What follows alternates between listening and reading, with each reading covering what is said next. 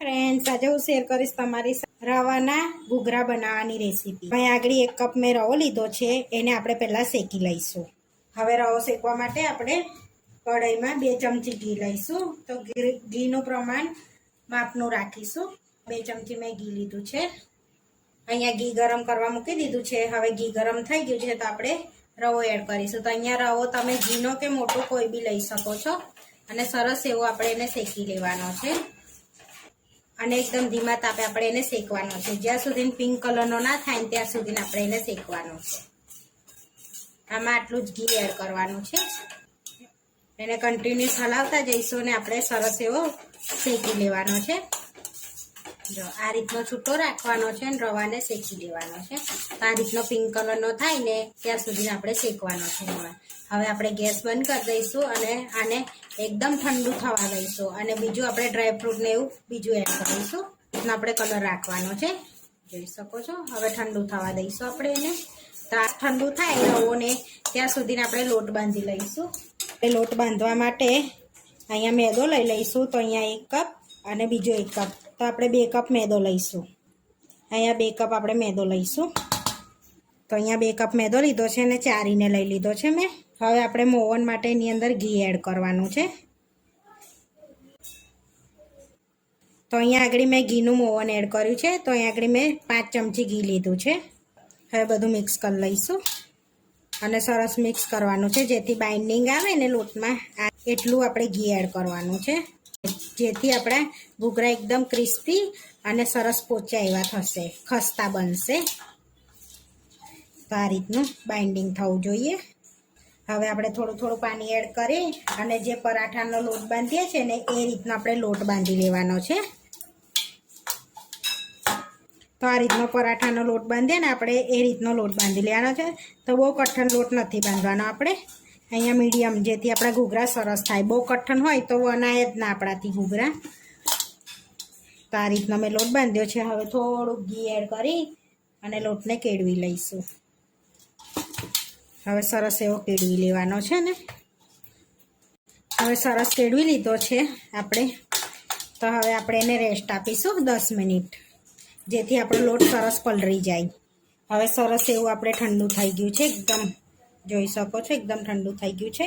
તો એની અંદર આપણે કોપરાનું છીણ એડ કરીશું 1 કપ। હવે એડ કરીશું આપણે ડ્રાયફ્રૂટ। તો અહીં આગળ મેં ડ્રાયફ્રૂટને રોસ્ટ નથી કર્યા, તો અહીં કાજુ એડ કરી દઈશું કટ કરેલા, અને બદામ એડ કરીશું કટ કરેલી, અને પિસ્તા એડ કરીશું, અને અહીં આગળ દ્રાક્ષ લીધી છે, એને મેં રોસ્ટ કરીને લીધી છે।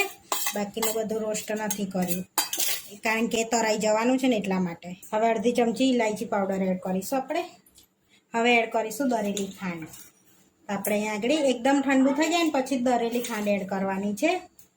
જો ગરમ ગરમમાં એડ કરશો તો ખાંડ બધી ઓગળી જશે મતલબ। તો અહીંયા 3 ચમચી મેં ખાંડ એડ કરી છે અને હવે બધું સરસ એવું મિક્સ કરી લઈશું। અને તમારે વધારે ગળ્યું ખાતા હોય તો વધારે લઈ લેવાની ખાંડ।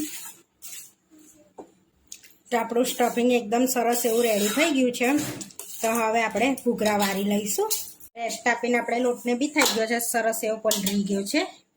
હવે સરસ એવો આપણે કેળવી લઈશું, જોઈ શકો છો, એકદમ આમ સોફ્ટ લોટ થઈ ગયો છે આપણો મેદાનો। હવે આપણે એની અંદરથી નાના નાના ગુલ્લા પાડી લઈશું। આ સાઈઝના આપણે ગુલ્લા પાડવાના છે। તો આપણે બધા ગુલ્લા પાડી લીધા છે। હવે વણી લઈશું આપણે। આ રીતની આપણે પૂરી વણી લીધી છે મેં, આ રીતની વણી લીધી છે। હવે આ રીતની પૂરી વણી છે તો આપણે આ રીતનું ઘૂઘરા ભરવાનું મશીન લઈશું, એની પર આપણે આ રીતે પૂરી મૂકી લઈશું અને જે સ્ટફિંગ આપણે બનાવ્યું હતું ને એ એની પર એડ કરી દઈશું। તો અહીંયા 1.5 ચમચી જેવું સ્ટફિંગ એડ કરીશું આપણે આ રીતનું। સાઈડમાં આપણે પાણી લગાવી લઈશું, જેથી સરસ એવું ચોંટી જાય, આપણો ઘૂઘરો ખુલે ના, ને બંધ કરી લઈશું અને આ રીતે સાઈડનો ભાગ નીકાળી લઈશું। હવે આપણે ખોલી લઈશું એને। તો જોઈ શકો છો આપણો સરસ એવો ઘૂઘરો રેડી થઈ ગયો છે આ રીતનો। તો હવે આ રીતે આપણે બધા ઘૂઘરા બનાવી લઈશું। તો અહીંયા બધા ઘૂઘરા રેડી થઈ ગયા છે। હવે આપણે તળી લઈશું। તો અહીંયા તળવા માટે પહેલેથી તેલ ગરમ કરી લીધું છે। તો હવે ચેક કરી લઈશું, તો આપણું તેલ ગરમ થઈ ગયું છે। તો હવે ઘૂઘરા એડ કરી દઈશું અંદર આપણે। આ રીતે આપણે ઘૂઘરા એડ કરી દેવાના છે અને પલટાઈશું હવે. તો ધીમા તાપે એને સરસ એવા તળાવા દઈશું. કલર ચેન્જ થાય ને ત્યાં સુધી એને તળાવા દેવાના છે. તો આ ઘૂઘરાને આપણે ધીમા તાપે તળવાના છે. જો ફાસ્ટ ગેસે તળશો તો અંદર કાચા રહેશે અને બહારથી ક્રિસ્પી થઈ જશે, એટલા માટે પલટાવતા જઈશું અને સરસ એવો કલર આવે ત્યાં સુધી આપણે તળાવા દઈશું. હવે આ રીતનો આપણે કલર થવા દેવાનો છે ઘૂઘરાનો. તો હવે આપણા ઘૂઘરા સરસ તળાઈ ગયા છે. હવે આપણે પ્લેટમાં લઈ લઈશું. તો હવે આપણે પ્લેટમાં લઈ લઈશું. તો એનું તેલ નિતારીને આપણે પ્લેટમાં લઈ લેવાના છે અને આ રીતે આપણે બધા ઘૂઘરાને તળી લેવાના છે. બધા ઘૂઘરા તળીને રેડી થઈ ગયા છે. તો જોઈ શકો છો આ રીતનો કલર રાખવાનો આપણા ઘૂઘરાને. સરસ એવા ફૂલીને દડા જેવા થયા છે આપણા ઘૂઘરા. તો આ ઘૂઘરાને તમે સ્ટોર બી કરી શકો છો મહિનાઓ સુધી. પ્લેટમાં આપણે સર્વ કરી લઈશું. તો આપણા ઘૂઘરા બનીને રેડી થઈ ગયા છે. આવા વિડીયો જોવા માટે મારી ચેનલને સબસ્ક્રાઈબ કરો, લાઈક કરો અને શેર કરો અને તમે જરૂરથી ટ્રાય કરો. ફરી મળીશું નવા વિડીયોમાં.